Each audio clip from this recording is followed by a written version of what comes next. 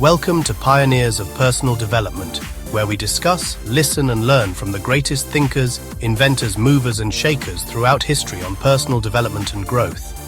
Please help our channel grow and improve by hitting the like and subscribe buttons. We value your time and want to bring you the best content and constantly improve. So, have you ever felt like you're just stuck in a rut? Like you're on a treadmill that's not even plugged in? Yeah, honestly, me too. Sometimes you just need a little boost, a little spark to get things moving. Well, get ready because today we're diving into the world of a guy whose name is honestly as fun to say as his advice is to follow. I'm talking about the one, the only Zig Ziglar. Thank you, thank you. His book, See You at the Top, is like a giant friendly Texan giving you a high five and handing you a roadmap to a better life. It's been changing lives for decades. And today, we're going to unpack its secrets in like 9 minutes, maybe 10. I do tend to talk a lot, you know? So, what's the deal with this book? Imagine your GPS for success had a baby with a stand-up comedian who really believes in you.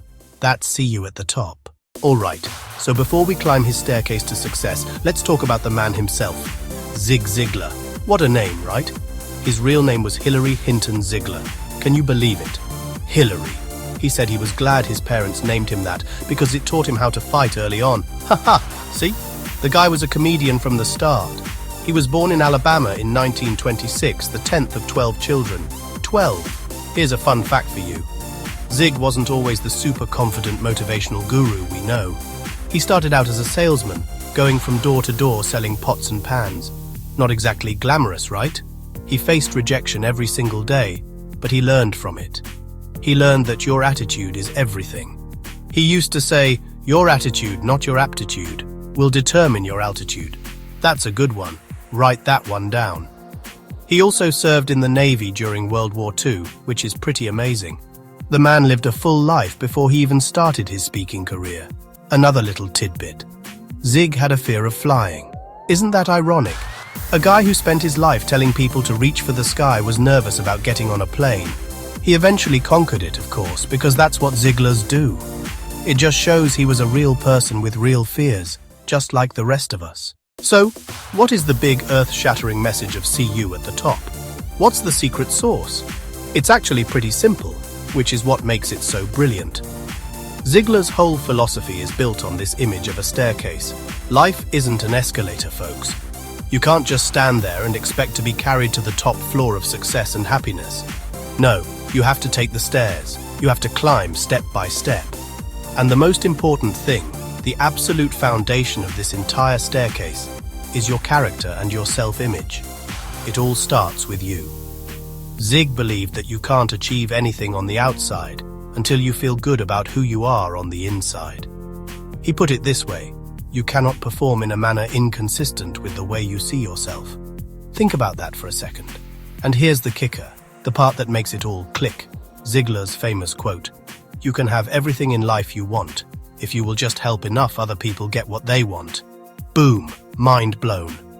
It's not about being selfish. Success isn't a zero-sum game where for you to win, someone else has to lose. It's the opposite. The more you help others, the more you serve others, the more you lift others up, the more successful you become.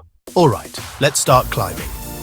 The very first step on Zig's staircase is the biggest one, your self-image. This is the foundation of the whole shebang. Everything rests on this. Ziglar believed that we are born for success and engineered for accomplishment. But along the way, life happens. Someone tells you you're not smart enough, or you fail a test, or you don't make the team. He called this stinking thinking. It's all the negative garbage that gets programmed into our brains. And the first step to success is taking out the trash. You have to clean out all that junk and start feeding your mind with positive, healthy thoughts. How do you do that? Well, Zig had a whole bunch of tricks up his sleeve. For one, he was huge on affirmations. You know, talking to yourself in a positive way. It might feel silly at first, standing in front of the mirror saying, I am a talented and intelligent person, and people like me. Let me give you a classic Ziglar story. He used to talk about how fleas are trained for a circus. They put the fleas in a jar and the fleas jump, but they keep hitting the lid. Thump, thump, thump. After a while, the trainers can take the lid off, and the fleas will never jump out. They've been conditioned to believe they can only jump so high. they have a poor self-image. Zig said too many of us are like those fleas. We've hit an invisible lid a few times in our lives, and now we don't even try to jump higher. We have to be the person who comes along and says, "Hey, the lid is off. You can do it." Okay, so you've got your self-image polished up. You're feeling good. You're feeling positive. What's next on the Ziegler staircase? The next 2 steps are all about how you interact with the world, your relationships with others and your goals. They go hand in hand. Once you feel good about yourself, you can start building healthy, positive relationships. And once you have that support system, you can start setting and achieving incredible goals. It's like building a team for your own life. You're the star player, and you need a great supporting cast. Let's talk relationships first. Zig was adamant that the people you surround yourself with will determine your success. Ever heard the phrase, "You are the average of the 5 people you spend the most time with"? That's pure Ziegler thinking. If you hang out with negative, gossipy, unmotivated people, guess what? Their stinking thinking is going to rub off on you.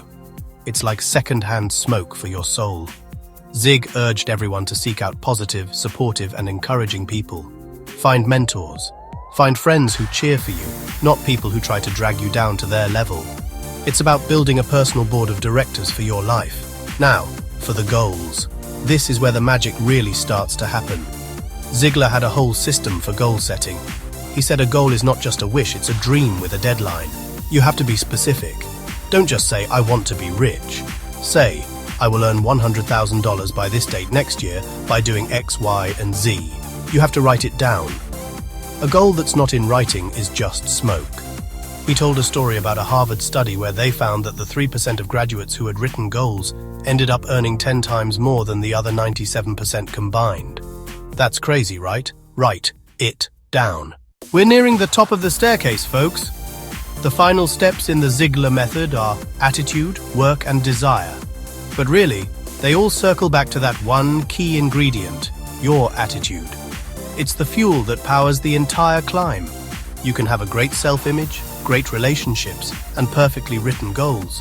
But if you have a bad attitude, you're going to be climbing that staircase with a piano strapped to your back. It's going to be a long, miserable journey. A great attitude makes the climb feel lighter, easier, and a whole lot more fun. Ziegler famously said, "It's your attitude, not your aptitude, that determines your altitude." I know I said it before, but it's so good it's worth repeating. It means it doesn't matter how smart you are or how much talent you have. If you have a negative, pessimistic attitude, you're limiting your own potential. On the other hand, a person with a positive, can-do, optimistic attitude can achieve incredible things, even if they start with less natural ability. Attitude is the great equalizer. It's the one thing you have 100% control over every single day. You can't control the weather or the traffic, but you can control your response to it.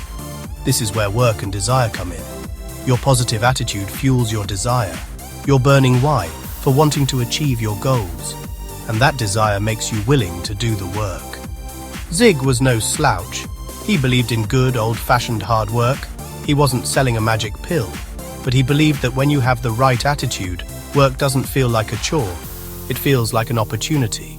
It's the satisfying process of building your dream. It's the difference between dreading going to the gym and being excited to build a stronger, healthier body. Same work, different attitude. So there you have it. The secret recipe from the master chef of motivation, Zig Ziglar. Start with your self-image, build great relationships, set clear goals, and coat everything in a thick layer of positive attitude. It's a simple formula, but it's life-changing. See You at the Top isn't just a book title, it's an invitation. It's Zig reaching out his hand and saying, "Come on, you can do this." The view up here is amazing, and there's plenty of room for you. So what are you waiting for? Start climbing your staircase today. I'll be cheering for you. See you at the top. Fantastic. What a show. Thank you for visiting Pioneers of Personal Development.